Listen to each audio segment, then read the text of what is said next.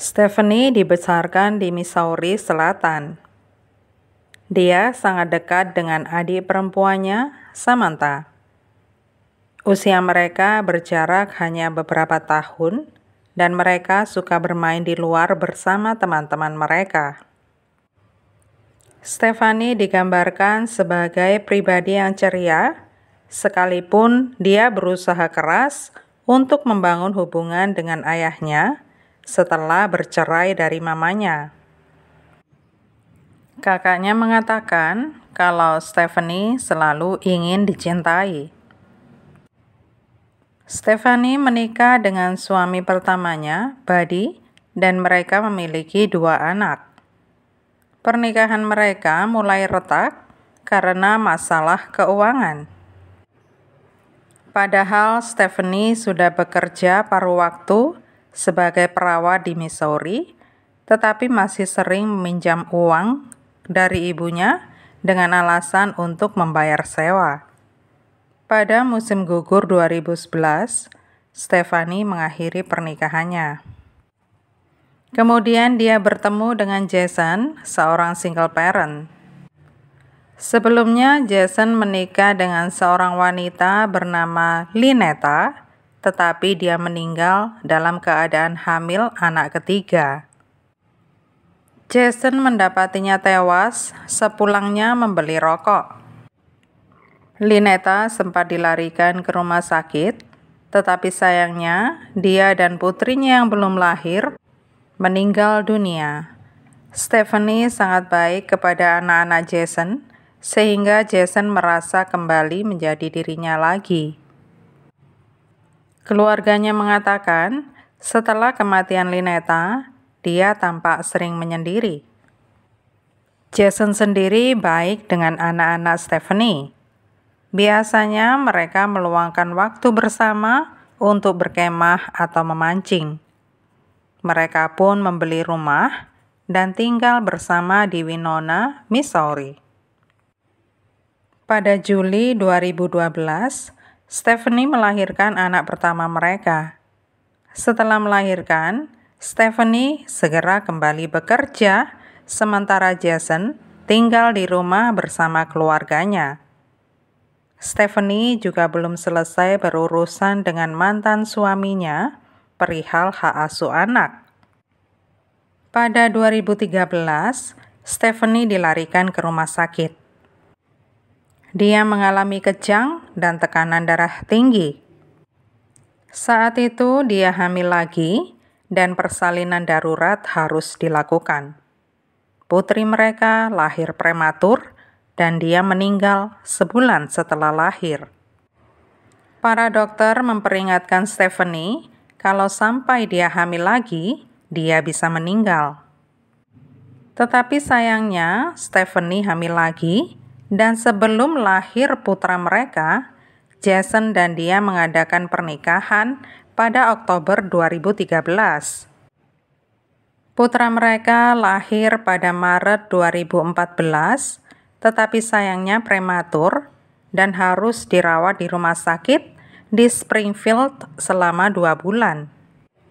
Stephanie tinggal bersama ibunya supaya dekat dengan bayinya, sedangkan Jason tinggal di Winona. Saat Stephanie tinggal di Springfield, Jason memberitahu bahwa dia menemukan trailer baru dan sedang merenovasinya. Pada 3 Mei 2014, Jason ke Springfield untuk menjemput Stephanie dan putra mereka. Tetapi mereka terpaksa harus bermalam 1 malam lagi karena Stephanie mengalami kejang kecil saat dia keluar makan siang bersama saudara perempuannya. Pada 4 Mei 2014, Stephanie dan Jason kembali ke rumah. Stephanie sempat menelpon ibunya, sementara Jason keluar bersama anak-anak. 30 menit berselang, Jason menelpon ibu Stephanie dan memberitahukan kalau Stephanie sudah meninggal. Jason juga menelpon saudara perempuan Stephanie, Beth, yang segera menelpon 911. dan bergegas mendatangi Stephanie.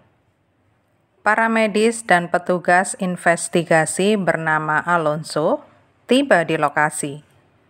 Semuanya tampak normal karena Stephanie meninggal dengan penyebab alami, tetapi di samping tubuhnya ada sebotol obat dengan resep yang terbuka. Saat polisi berbicara dengan Jason, Ibu Stephanie menelpon. Ibu Stephanie mengatakan kalau dia baru saja berbicara dengan Stephanie, mungkin sekitar 30 menitan. Tentu saja ibunya sangat terkejut dan merasa tidak percaya. Ponsel Stephanie ditemukan di dekat tubuhnya, tergeletak di bawah ransel. Catatan di ponsel membenarkan bahwa dia memang sempat berbicara dengan ibunya sesaat sebelum meninggal, sesuai yang disampaikan Jason. Polisi memiliki keyakinan kalau Jasonlah yang membunuh Stephanie, tetapi sayang, mereka tidak punya bukti kuat. Patroli Jalan Raya Negara bagian Missouri pun dihubungi. Selama penyelidikan berlangsung, lebih banyak lagi informasi bermunculan tentang Jason. Dia mengaku seorang suami yang berduka, yang bahkan memposting pesan Facebook perihal kematian istrinya. Untuk istriku Stephanie, aku sangat merindukan dan mencintaimu, dan aku sangat menyesal tidak bisa menyelamatkanmu. Aku sudah berusaha yang terbaik, sayang. Begitu tulisnya. Seorang manajer sumber daya manusia dari pekerjaan Stephanie menelpon dan memberitahukan bahwa Jason telah mempertanyakan tentang polis asuransi jiwa Stephanie. Ibu dan saudara Stephanie memberitahukan pada 3 Mei ketika mereka berada di Springfield, Jason memberi Stephanie sebotol air berisi Kool-Aid. Jason bilang yang membuat minuman itu adalah anaknya. Stephanie meminumnya, dan sebelum membuang botolnya, Jason mencucinya terlebih dahulu. Ibu Stephanie menuju tempat sampah dan berhasil menemukan botolnya dan langsung diserahkannya kepada polisi untuk diuji.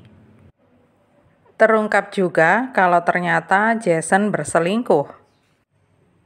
Ketika polisi mewawancarai pacar Jason, dia mengungkapkan dengan yakin bahwa Jasonlah yang mencampur Kool-Aid dengan sekitar 50 pil yang sudah dihancurkan menjadi serbuk. Jason berbohong ketika mengatakan putranya yang membuat minuman campuran itu. Polisi sudah mengantongi surat izin penggeledahan trailer Jason. Trailer itulah yang kata Jason hendak direnovasi untuk tempat tinggal. Trailer itu sangatlah kotor, penuh sampah, piring berjamur, bahkan hamster mati pun ada. Tidak ada listrik, toilet kotor, plus mampet. Polisi juga menemukan wadah Kool-Aid yang sudah kosong dan botol obat. Laporan toksikologi Stephanie menyatakan bahwa dia meninggal karena overdosis obat pelemas otot. Jejak obat ditemukan di botol air yang telah dikirim ke lab untuk diuji. Jason ditangkap dan didakwa dengan pembunuhan 40 jam setelah dia membunuh Stephanie. Sementara menunggu persidangan, Jason melarikan diri dari penjara pada 4 Juli 2014. Padahal, dia mendapat pengawalan ke halaman latihan untuk menonton kembang api. Dia memang sangat licin. Dia mencuri mobil dan kembali ke Winona. 2 hari kemudian, dia ditangkap di sebuah tempat camping. Kendaraan yang dicurinya ditinggalkan di tempat Stephanie dan Lynetta dimakamkan. Penuntut dan polisi yakin Jason ingin membunuh Stephanie pada 3 Mei, tetapi baru berhasil pada 4 Mei. Setelah membunuh, dia googling tentang cara membuat pembunuhan tampak tidak disengaja. Pada 28 Juli 2016, Jason dinyatakan bersalah atas pembunuhan tingkat pertama. Dia dijatuhi hukuman seumur hidup tanpa pembebasan bersyarat. Keluarga Stephanie juga yakin kalau Jason membunuh istri pertamanya. Ibu Lynetta mengatakan kalau Jason berselingkuh. Mereka yakin yang membuat Stephanie memiliki masalah medis dengan kejang-kejang adalah Jason karena sebelumnya tidak pernah begitu. Jason mempertahankan ketidakbersalahannya dan mengatakan bahwa Stephanie bisa saja bunuh diri.